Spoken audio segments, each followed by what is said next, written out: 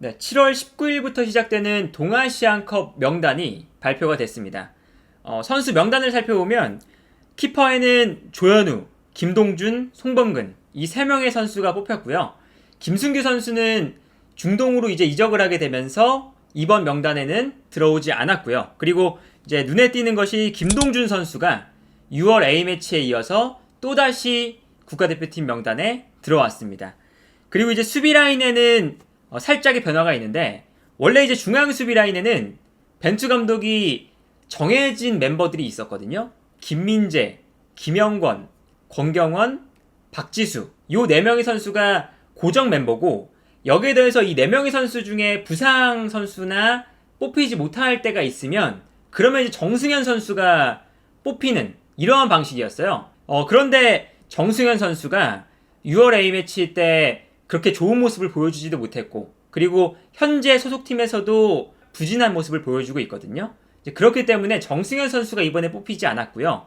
그리고 박지수 선수가 부상으로 빠져있는 상태입니다. 그러면서 원래 벤투 감독 체제에서 뽑히던 중앙 수비수가 김영권과 권경원 단 2명의 선수만 뽑혔어요.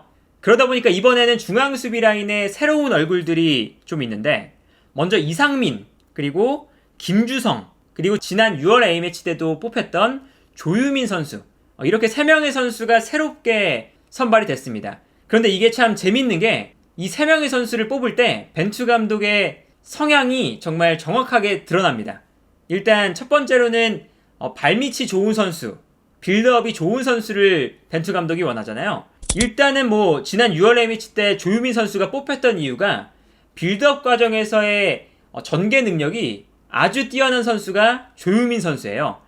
조유민 선수는 대전에서 뛰기 때문에 2부 리그에서 뛰고 있는데, 지금 2부 리그에서 중앙 수비수 중에 공격 지역으로 가장 많은 패스를 보내준 중앙 수비수가 조유민 선수입니다. 조유민 선수가 공격 지역으로 127회의 패스를 보내줬는데, 이게 2부 리그에서 중앙 수비수 중에 가장 많은 패스 횟수였고요. 그만큼 조유민 선수가 패스 능력에 아주 뛰어난 능력을 가지고 있다, 이렇게 볼 수가 있겠죠. 그래서 이제 조유민 선수의 히트맵을 보면요, 수비 라인에만 있는 것이 아니라 하프라인을 넘어서까지 전진하는 모습을 보여줍니다. 그만큼 조유민 선수가 볼을 전개하는 능력도 좋고, 볼을 가지고 전진해서 공격 라인으로 볼을 전달하는 플레이가 아주 뛰어난 선수라는 걸 이제 알 수 있는 히트맵이라고 할 수가 있겠고요. 그리고 여기에 대해서 좀 이제 또 재밌는 건, 이상민과 김주성 이 2명의 선수는 사실 소속팀에서도 주전이라고 볼 수가 없는 선수들이에요. 먼저 이제 이상민 선수 같은 경우는 서울에서 이한범 선수의 백업으로 뛰는 선수거든요. 근데 이제 이한범 선수가 부상을 당하면서 지금 이상민 선수가 14라운드 이후부터 선발로 나오고 있긴 해요. 그런데 이한범 선수가 이제 부상에서 복귀해서 다시 선발로 출전하기 시작하면 아마 이한범 선수의 백업 역할을 다시 할 가능성이 높거든요. 그런데 이제 벤투 감독이 보기에 이상민 선수가 자신의 축구 스타일에 맞는 선수이기 때문에 뽑은 게 아닌가 싶고요. 그리고 김주성 선수도 마찬가지입니다. 김주성 선수는 왼발을 사용하는 센터백인데, 지금 김천 상무에 박지수 선수가 있죠. 그래서 박지수 선수가 선발이고, 김주성 선수는 사실상 백업에 가까운 선수예요. 최근에 김주성 선수는 경기에도 많이 나오지 못했습니다. 5월 이후로 한 경기도 나오지 못했거든요, 지금 김천 상무에서. 그런데 이제 김주성 선수를 선발했다는 건 그만큼 벤투 감독이 자신만의 그 기준이 명확하다는 거겠죠. 결국에는 후방에서 볼을 전개할 때 벤투 감독이 원하는 이 빌드업 능력을 갖추었느냐, 이 기준에 있어서 선수를 뽑는데, 벤투 감독이 언제나 이제 이야기를 하지만 소속팀에서 얼마나 나왔느냐, 그것도 물론 중요하지만 내 스타일에 맞는 것이 더 중요하다, 이런 이야기를 인터뷰 때 했었거든요. 그렇기 때문에 이상민이나 김주성 이 2선수는 아무래도 소속팀에서는 주전이 아니지만 벤투 감독의 스타일에 맞는 선수이기 때문에 아마 뽑히지 않았나 라는 생각이 듭니다. 그리고 좌우 풀백 라인을 살펴보면 왼쪽에는 홍철과 김진수, 대표팀에 꾸준히 뽑히는 선수들이 이번에도 뽑혔고요. 다만 오른쪽 라인에는 이용과 김태환 2선수가 모두 부상으로 이번 동아시안컵에는 포함되지 못했습니다. 그러다 보니까 오른쪽 라인에는 김문환과 윤종규 두 명의 선수가 뽑혔는데, 김문환 선수는 종종 대표팀에 뽑혔던 선수고요. 그리고 윤종규 선수는 대표팀에서 새로운 얼굴이라고 할 수가 있는데, 윤종규 선수가 이제 좀 독특한 것은 안익수 감독 체제의 서울에서 인버티드 풀백처럼 뛰고 있어요. 그래서 윤종규 선수의 히트맵을 보면 윤종규 선수가 풀백으로 나오고 있는데, 사실 중앙으로 들어오는 플레이 동선이 정말 많이 나타나는 선수입니다. 중앙으로 들어와서 중원 싸움에 도움을 주고 빌드업에도 도움을 주는 이러한 플레이를 주로 하는 선수인데, 벤투 감독의 오른쪽 풀백들을 살펴보면 김태환이나 이용, 김문환, 측면에서 조금 더 올라가주는, 측면을 넓게 사용해주는 풀백들을 주로 사용을 했었는데, 윤종규 선수는 김문환, 이용, 김태환 이런 선수들보다는 훨씬 더 중앙지향적인 플레이를 보여주는 선수라서 벤투 감독 체제에서 오른쪽 풀백으로 뛰는 선수들 중에 다른 플레이 스타일을 가진 선수라고 할 수가 있겠습니다. 그리고 이제 중앙 미드필더를 살펴보면 황인범, 백승호, 원래 이제 국가대표팀에 뽑혔던 선수들이 뽑혔고요. 황인범 선수 같은 경우에는 이제 이적할 팀이 정해지지 않았기 때문에 동아시안컵에 소집이 되었고요.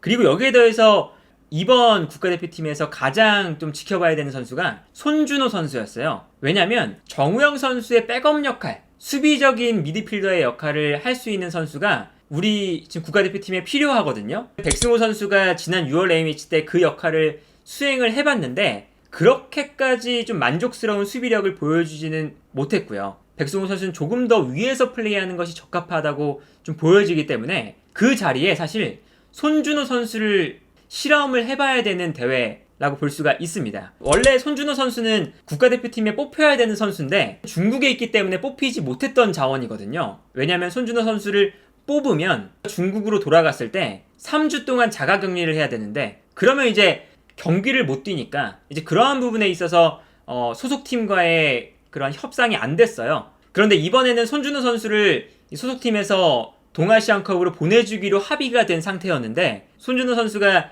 지금 국가대표팀 명단이 나온 이후에 부상 이슈가 발생을 해서 이번 국가대표팀에 합류할 수 없는 상태라고 합니다. 그래서 아마 손준호 선수의 대체 자원이 아마 내일쯤 선발되지 않을까 싶고요.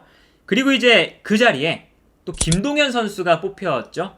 김동현 선수는 6월 A매치에도 뽑혔던 선수인데, 이 선수는 중앙 미드필더 그리고 뭐 수비형 미드필더까지 골고루 볼 수가 있는 선수고, 지금 이제 강원에서 어떤 역할을 맡고 있냐면 수비 라인 앞에서 볼을 배급하는 역할, 그리고 수비 라인 앞에서 수비적인 역할까지 잘 수행하고 있는 선수입니다. 이 정우영 선수의 역할을 벤투 감독이 한번 맡겨보려고 계속해서 선발을 하고 있는 자원이 아닐까 싶습니다. 그래서 김동현 선수가 아마 동아시안컵 때 좋은 모습을 보여주면 정우영 선수의 백업 위치로 월드컵을 갈 수 있는 기회가 또 열려있다, 이렇게 보여지고요.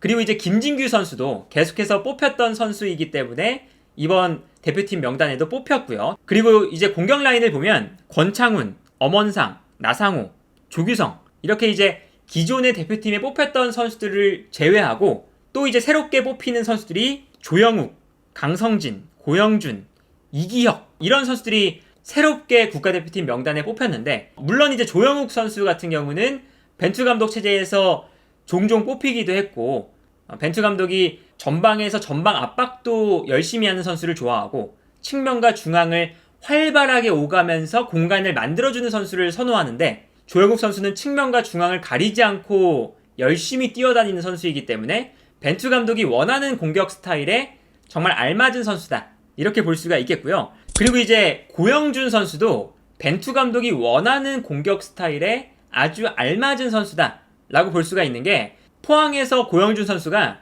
세컨드 스트라이커처럼 뛰고 있거든요. 그런데 고영준 선수가 중앙에만 머무르는 것이 아니라 측면으로 굉장히 많이 빠져주는 플레이를 많이 해요. 그래서 고영준 선수가 측면으로 돌아나갈 때 임상혁 같은 선수들이 중앙으로 들어오면서 득점을 만들어내는 패턴이 포항이 자주 나오거든요. 그렇다는 건 벤투 감독의 스타일에 고영준 선수도 아주 적합한 프로필이라는 거죠. 그리고 이제 강성진 선수와 이기혁 선수가 뽑혔는데, 강성진 선수 같은 경우는 서울에서 측면에서 중앙으로 들어오는 플레이를 아주 잘하는 선수인데요. 여기서 이제 재밌는 건 뭐냐? 지금 풀백으로 뽑힌 윤종규 선수와 합이 굉장히 좋아요. 윤종규 선수가 중앙으로 들어오면서 상대의 수비수들을 살짝 중앙으로 끌어당기면 이때 이제 강성진 선수가 측면으로 빠져나가면서 공간을 확보하고 그리고 그 공간에서 이제 강성진 선수가 플레이를 시작하게 되고요. 그리고 강성진 선수가 중앙으로 접고 들어올 때 이때 이제 윤종규 선수가 측면으로 돌아나가는 플레이를 많이 보여주거든요. 그러면서 이 두 선수가 스위칭 플레이를 굉장히 자주 하는 서울의 공격 조합이에요. 그렇기 때문에 지금 K리그 팬분들이 기대하시는 건 윤종규와 강성진 이 두 선수가 동시에 나와서 스위칭을 하면서 상대 수비를 혼란스럽게 만드는 이러한 플레이가 한번 국가대표팀에서 나와보면 어떻겠느냐, 지금 이러한 기대를 좀 하고 계신 상황이고요. 그리고 이기혁 선수 같은 경우는 지금 22세 이하 출전 규정 때문에 사실 출전하는 선수인데 이 선수도 사실상 수원FC에서 주전급 선수라고 보기엔 애매하거든요. 선발로 나오긴 하지만 22세 이하 출전 규정 때문에 선발로 나왔다가 한 30분, 40분 뛰고 다시 교체로 나가는 선수예요. 그래서 주전 선수라고 하기엔 좀 무리가 있고, 다만 이 선수는 왼발을 굉장히 잘 써서 상대의 압박을 받을 때 탈압박이나 볼을 지켜내는 플레이가 아주 뛰어난 선수거든요. 이제 그러다 보니까 중앙 미드필더로도 뛸 수 있고 측면에서도 뛸 수 있는 벤투 감독의 아마 스타일에 좀 맞아 떨어지는 선수였던 것 같아요. 그렇기 때문에 이 이기혁 선수가 아까 살펴본 이상민이나 김주성이나 이런 선수들처럼 팀에서는 주전이 아니지만 벤투 감독의 스타일에 맞기 때문에 아마 국가대표팀에 선발되지 않았나 싶습니다. 그리고 이제 이승우 선수 이야기가 나올 수밖에 없겠죠. 이승우 선수는 지금 K리그에서 가장 뛰어난 공격수 중 한 명인데 이번에 벤투 감독의 선택을 결국에는 받지 못했어요.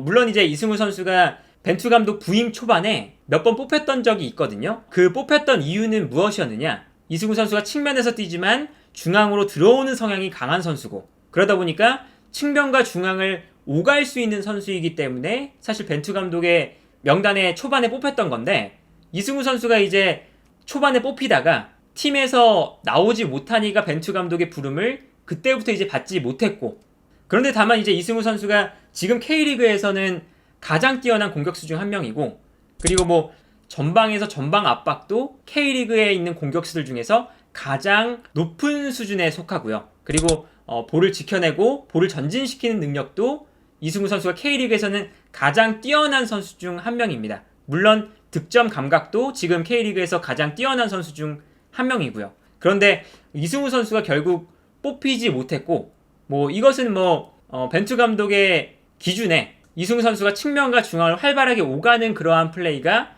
좀 부족했다, 이렇게 볼 수가 있겠죠. 그래서 이번에는 좀 이승우 선수의 선발 가능성이 높지 않겠느냐 했는데 결국에는 벤투 감독이 이승우 선수를 선택하지 않았다. 네, 이렇게 정리를 할 수가 있을 것 같습니다.